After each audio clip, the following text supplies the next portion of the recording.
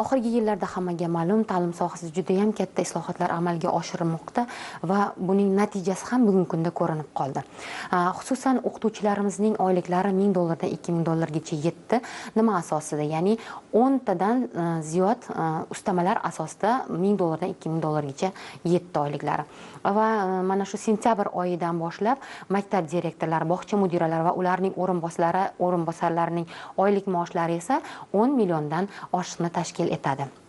Bu albatta ta'lim sohasidagi sifatning oshishiga olib keladi. Maktabgacha ta'limni oladigan bo'lsak, maktabgacha ta'limda bugungi kunda bolalarimizni mana shu maktabgacha bilan qamrovi 67% dan oshgan va kelgusida mana shu foizni 80% ga yetkazishni hurmatli prezidentimiz topshiriq qilib berdilar. Ko'p qavatli uylarning birinchi qavatlarida Yangi Hayot va Bektemir tumanlari tajribasi asosida birinchi qavatda 100 o'rinli bog'chalar, xususiy bog'chalar tashkil etish topshirig'i berildi va aynan mana shu 100 o'rinli bolalar bog'chalari tashkil etgan xususiy tadbirkorlarga imtiyozlar berilishi ko'zda tutilmoqda.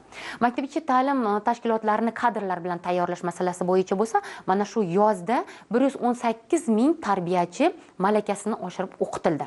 Endi bundan keyin pedagogika oliy ta'limgohlarida 1+5, ya'ni 1 kun o'qish, 5 kun ish tajribasida mana shu tarbiyachilarimiz oliygohlarda o'qitilib, ular oliy ma'lumotli bo'lishga erishilishi ko'zda tutilmoqda. Va bu bilan biz 10 mingta mana shu oliy ma'lumotli kadrlar bilan ta'minlashni ko'zda tutilgan.